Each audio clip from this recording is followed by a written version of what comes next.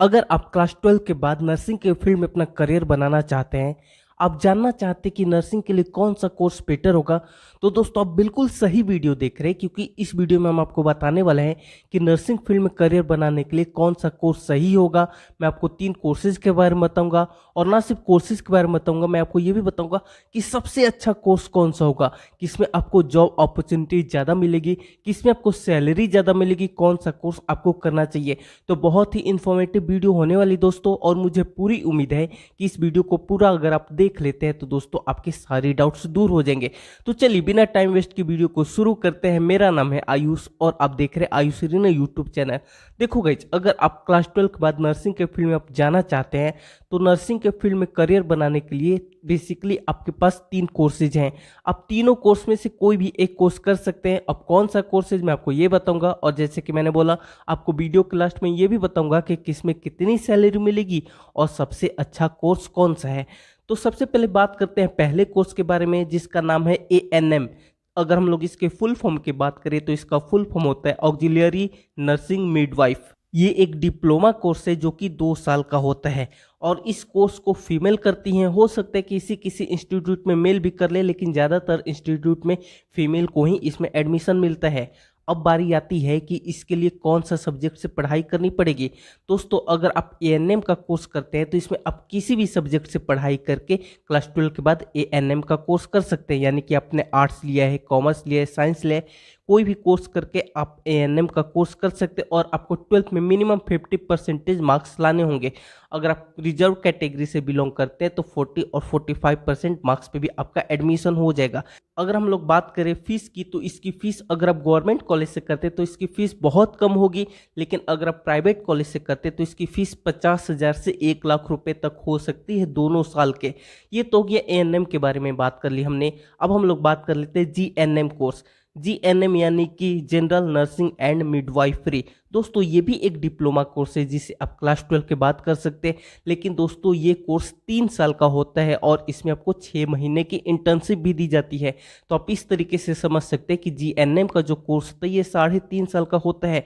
GNM के course में ANM से आपको ज़्यादा जानकारी दी जाती है। जैसे कि आप देख भी रहे हो कि जो कोर्स ड्यूरेशन है वो ज़्यादा है, तो ऑब्वियस सी बात है नर्सिंग के बारे में आपको इसमें ज़्यादा सिखाया जाता है। अगर आप GNM का कोर्स करना चाहते हैं तो क्लास 12 में आपके PCB होनी चाहिए। जी हाँ दोस्तों, फिजिक्स, केमिस्ट्री, बायोलॉजी और इंग्लिश भी ज़रूरी है अगर आप GNM का कोर्स करना चाहते हैं, और इस कोर्स को बॉयज़ या फिर गर्ल्स दोनों कर सकते हैं। अगर हम लोग GNM कोर्स की फ़ीस की बात करें तो इसकी दोस्तों फ़ीस होती है 1 से 2 लाख के बीच हो सकती है। डिपेंड करता है कि किस तरीके का कॉलेज। ये मैं प्राइवेट कॉलेज की फ़ीस की बात बता रहा हूँ। हमने बात कर ली ANM कोर्स के बारे में और हमने बात कर ली GNM कोर्स के बारे में। बेसिकली ANM और GNM दोनों में ही आपको नर्सिंग के बारे में सिखाया जाता है, लेकिन दोस्तों ANM में आपको बहुत ही फंडामेंटल नॉलेज दिया जाता है, लेकिन GNM में आपको थोड़ी सी डीप नॉलेज दी जाती है। और अगर हम लोग बात कर लेते हैं सैलरी की कि सैलरी कितनी होती है, तो दोस्तों अगर आप ANM कोर्स करते हैं तो जो आपकी सैलरी होगी 10 से 15,000 रुपये होगी।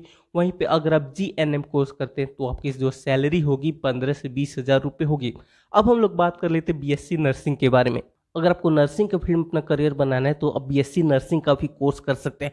दोस्तों GNM और ANM जो था वो डिप्लोमा कोर्स था, लेकिन BSc नर्सिंग डिग्री कोर्स है। अगर आप BSc नर्सिंग का कोर्स कंप्लीट कर लेते हैं तो दोस्तों आपकी डिग्री कंप्लीट हो जाएगी। BSc नर्सिंग का जो कोर्स होता है ये 4 साल का होता है। BSc नर्सिंग के बारे में आपको पूरे डिटेल में नर्सिंग के बारे में बताया जाता है, सारे इंस्ट्रूमेंट के बारे में सिखाया जाता है, ऑपरेशन थिएटर किस तरीके से चलता है, किस तरीके से काम करता है, सारा कुछ आपको सिखाया जाता है। फर्स्ट एड के बारे में सिखाया जाता है, आपको बेसिक मेडिसिन के बारे में सिखाया जाता है कि अगर कहीं पे डॉक्टर अवेलेबल नहीं है तो आप किस तरीके से प्राइमरी जो ट्रीटमेंट है वो दे सकते हैं पेशेंट को। तो BSc नर्सिंग जैसे कि मैंने बोला कि UG कोर्स है, डिग्री कोर्स है, तो इसमें आपको पूरे डिटेल में सब कुछ सिखाया जाता है।